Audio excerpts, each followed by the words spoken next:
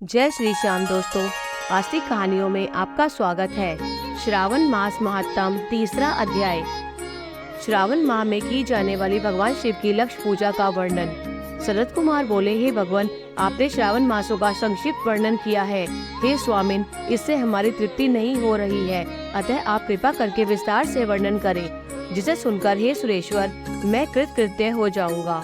ईश्वर बोले, हे योगीश, जो बुद्धिमान नक्त व्रत के द्वारा श्रावण मास को व्यतीत करता है वह 12 महीने में नक्त व्रत करने के फल का भागी होता है।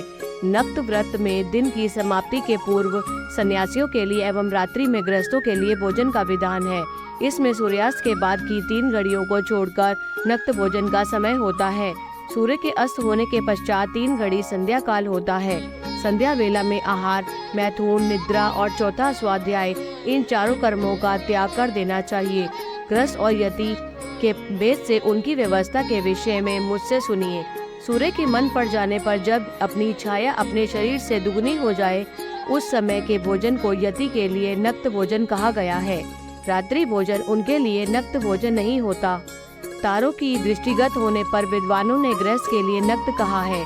यति के लिए दिन के 8वें भाग से शेष रहने पर भोजन का विधान है। उसके लिए रात्रि में भोजन का निषेध किया गया है। गृहस्थ को चाहिए कि वह विधि पूर्वक रात्रि में नक्त भोजन करे और यदि विधवा और विदुर व्यक्ति सूर्य के रहते नक्त व्रत करें। विदुर व्यक्ति यदि पुत्रवान हो तब उसे भी रात्रि में ही नक्त व्रत करना चाहिए। अनाश्रमी हो अथवा आश्रमी हो अथवा पत्नी रहित हो अथवा पुत्रवान हो, उन्हें रात्रि में नक्त व्रत करना चाहिए। इस प्रकार बुद्धिमान मनुष्य को अपने अधिकार के अनुसार नक्त व्रत करना चाहिए। इस मास में नक्त व्रत करने वाला व्यक्ति परम गति प्राप्त करता है। मैं प्रातःकाल स्नान करूंगा, ब्रह्मचर्य व्रत का पालन करूंगा, नक्त भोजन करूंगा, पृथ्वी पर सोऊंगा और प्राणियों पर दया करूंगा। हे देव, इस व्रत को प्रारंभ करने पर यदि मैं मर जाऊं तो हे जगतपते, आपकी कृपा से मेरा व्रत पूर्ण हो। ऐसा संकल्प करके बुद्धिमान व्यक्ति को श्रावण मास में प्रतिदिन नक्त व्रत करना चाहिए। इस प्रकार नक्त व्रत करने वाला मुझे अत्यंत प्रिय होता है। ब्राह्मण के द्वारा अथवा स्वयं ही अतिरुद्र, महारुद्र अथवा रुद्र मंत्र से महीने भर प्रतिदिन अभिषेक करना चाहिए। हे वत्स, मैं उस व्यक्ति पर प्रसन्न हो जाता हूँ क्योंकि मैं जलधारा से अत्यंत प्रीति रखने वाला हूँ। अथवा रुद्र मंत्र के द्वारा मेरे लिए अत्यंत प्रीति कर होम प्रतिदिन करना चाहिए। अपने लिए जो भी भोज्य पदार्थ अथवा सुखो भोग की वस्तु अति प्रिय हो, संकल्प करके उन्हें श्रेष्ठ ब्राह्मण को प्रदान करके स्वयं महीने भर उन पदार्थों का त्याग करना चाहिए। हे मुने, अब उसके बाद उत्तम लक्ष्य पूजा विधि को सुनिए। लक्ष्मी चाहने वाले अथवा शांति की इच्छा वाले मनुष्य को लक्ष्य बेलपत्रों या लक्ष्य दुर्वा दलों से शिव की पूजा करनी चाहिए। आयु की कामना करने वाले को चंपा के लक्ष्य पुष्पों तथा विद्या चाहने वाले व्यक्ति को मल्लिका या चमेली के लक्ष्य पुष्पों से श्री हरि की पूजा करनी चाहिए।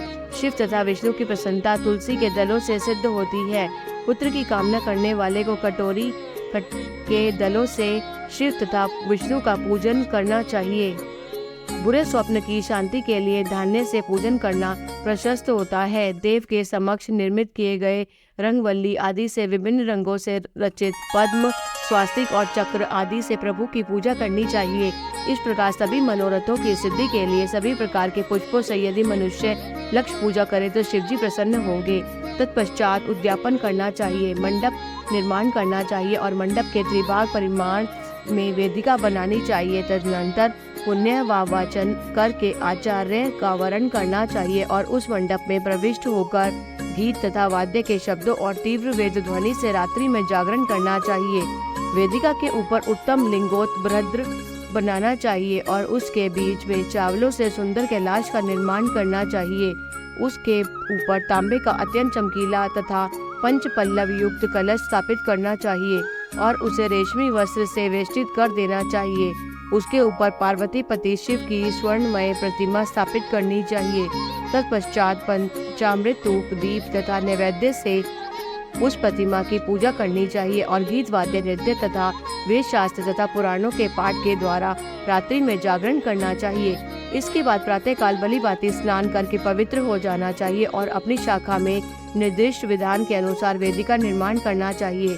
तत्पश्चात मूल मंत्र से या गायत्री मंत्र से या शिव के सहस्त्रों नामों के द्वारा तिल तथा घृत मिश्रित खीर से होम कराना चाहिए अथवा जिस मंत्र से पूजा की गई है उसी से होम करके पूर्णाहुति डालनी चाहिए। इसके बाद वस्त्र अलंकार तथा भूषणों से भली भांति आचार्य का पूजन करना चाहिए। तत्पश्चात अन्य ब्राह्मणों का पूजन करना चाहिए, उन्हें दक्षिणा देनी चाहिए। जिस जिस वस्तु से उमापति शिव की लक्ष्य पूजा की हो उसका दान करना चाहिए। स्वर्णमयी मूर्ति बनाकर शिव की पूजा करनी चाहिए। यदि दीप कर्म किया हो तो उस दीपक का दान करना चाहिए। चांदी का दीपक और स्वर्ण की वर्तिका अर्थात बत्ती बनाकर उसे गोघृत से भर कर सभी कामनाओं और अर्थ की सिद्धि के लिए उसका दान करना चाहिए। इसके बाद प्रभु से क्षमा प्रार्थना करनी चाहिए और अंत में 101 ब्राह्मण का भोजन कराना चाहिए। हे मुने, जो व्यक्ति इस प्रकार पूजा करता है मैं उस पर प्रसन्न होता हूँ। उसमें भी जो श्रावण मास में पूजा करता है उसका अनंत फल मिलता है। यदि अपने लिए अत्यंत प्रिय कोई वस्तु मुझे अर्पण करने के विचार से इस मास में कोई त्यागता है तो अब उसका फल सुनिए। इस लोक में तथा परलोक में उसकी प्राप्ति लाख गुना अधिक होती है। सकाम करने से अभिलाषी सिद्धि होती है और निष्काम करने से परम गति मिलती है। इस मास में रुद्राभिषेक करने वाला मनुष्य उसके पाठ की अक्षर संख्या से एक एक अक्षर के लिए करोड़ करोड़ वर्षों तक रुद्रा लोक में प्रतिष्ठा प्राप्त करता है। पंचामृत का अभिषेक करने से मनुष्य अमरत्व प्राप्त करता है। इस मास में जो मनुष्य भूमि पर शयन करता है उसका फल भी मुझसे सुनिए। हे द्विजश्रेष्ठ, वह मनुष्य 9 प्रकार के रत्नों से जड़ी हुई सुंदर वस्त्र से आच्छादित, बिछे हुए कोमल गद्दे से सुशोभित, देश तकियों से युक्त, रम्य स्त्रियों से विभूषित, रत्न निर्मित दीपों से मंडित तथा अत्यंत मृदु और गरुड़ाकार प्रवाल मणि निर्मित अथवा हाथी दांत की बनी हुई अथवा चंदन की बनी हुई उत्तम तथा शुभ शैया प्राप्त करता है।